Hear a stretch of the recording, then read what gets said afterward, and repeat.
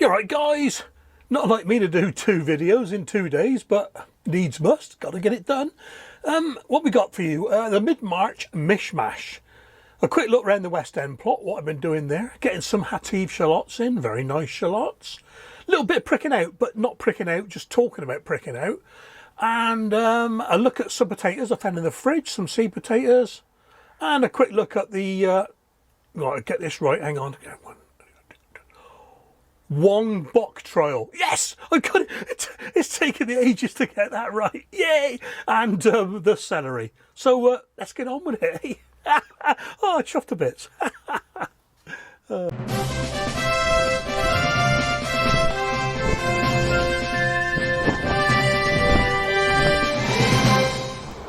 there we are then, guys. West End plot. Been up here a few days this week. Just basically weeding, and you know my strategy with weeding, it's pick the weeds and leave them where they lie usually, but some of the annuals are popping back up already, so I might have to rethink that. So what I've been doing mostly is taking the wooden sides off the beds, like this big bed here, and that's where it was collapsing just there anyway, and I piled it all up down there. You can see how rotten it is. Ouch. Climb over the rhubarb, and a lot of these eaten away bits, if you like. Where are we? Full of slugs, absolutely full of slugs. One piece of wood had 10 slugs lying in it. So now they got no hidey hole. Maybe I'll get less slugs. You don't know. And the other beds, I've taken the sides off.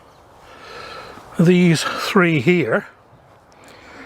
So starting with this one, this is the one that had the wool mat down with the, I think they were cabbage tundra, or sorry, pencils, because that's what they were. Just about to put these shallots in. And then the purple sprouting with the wool mat, and the Brussels.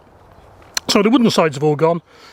A little bit of cardboard to fit in here, or maybe the wool mat. Got some compost to go on there, some old, in fact it's a bag of Levington.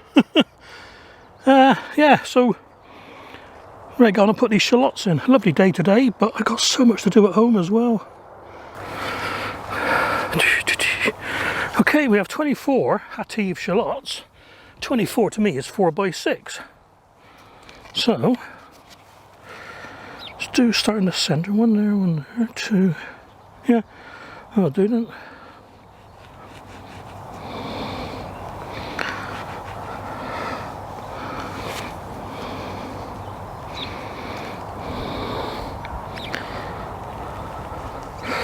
Let's see how the first ones go before we go any further.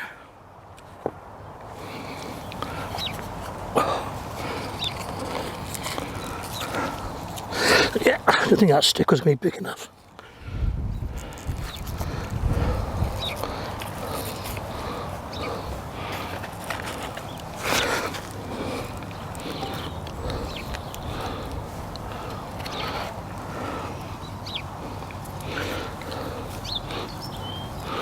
Yeah, spot on.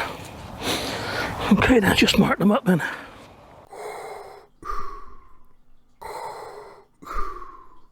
And I'd like to personally thank George Lucas for releasing Darth Vader from his contract to give me a hand on the allotment.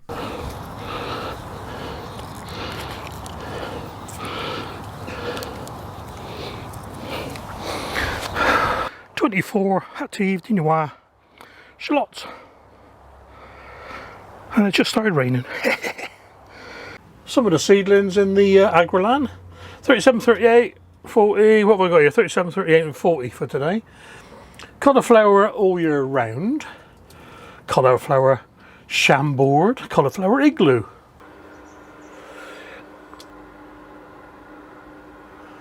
Yeah, oh, where are we? Nice plug, look.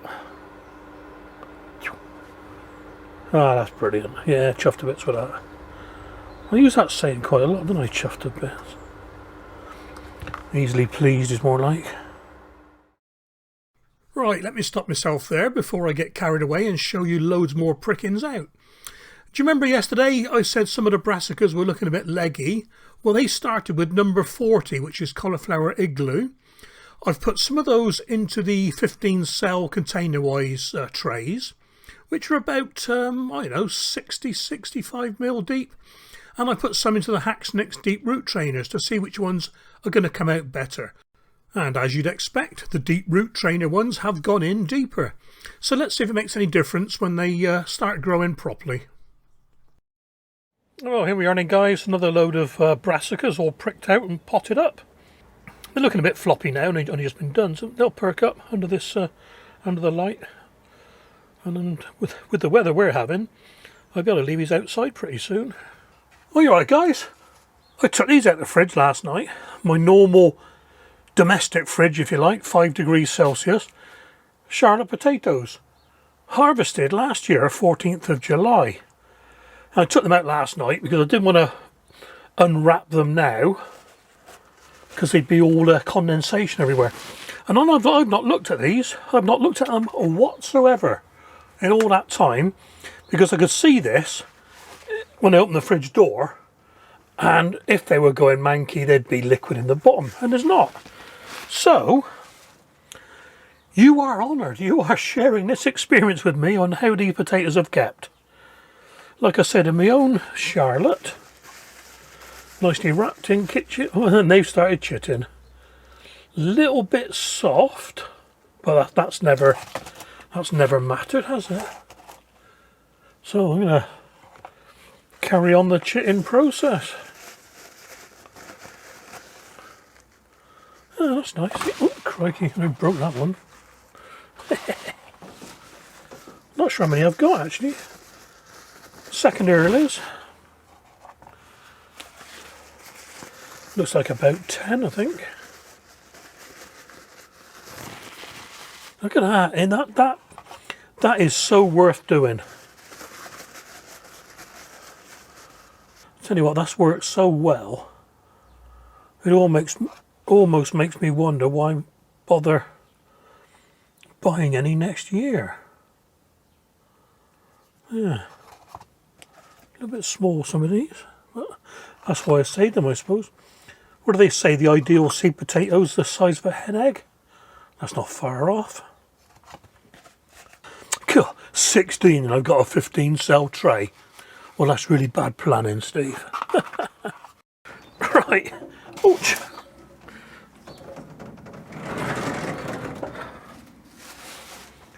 See both lots there, yeah. Well, here's the Charlotte, second early, the ones I saved, bought. 10 seed potatoes. Doing alright, chitting. I reckon mine. I washed mine.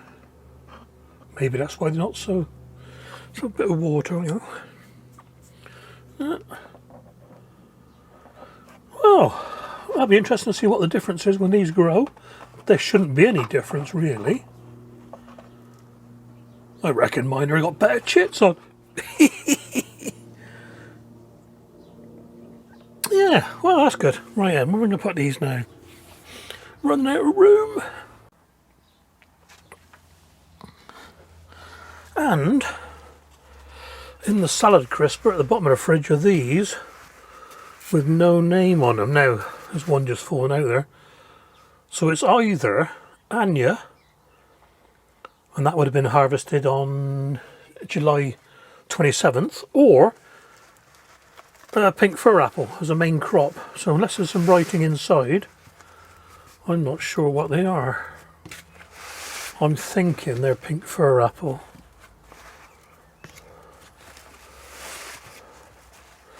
And once again, looking pretty good.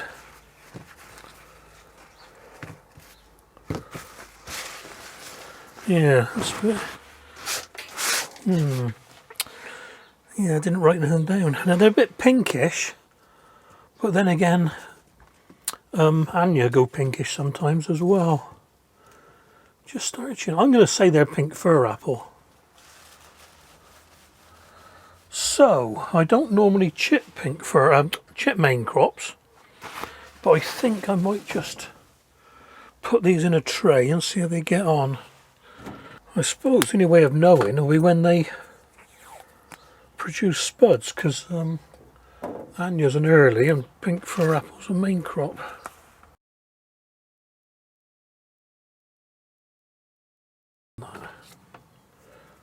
Weird. Okay, well that's that then.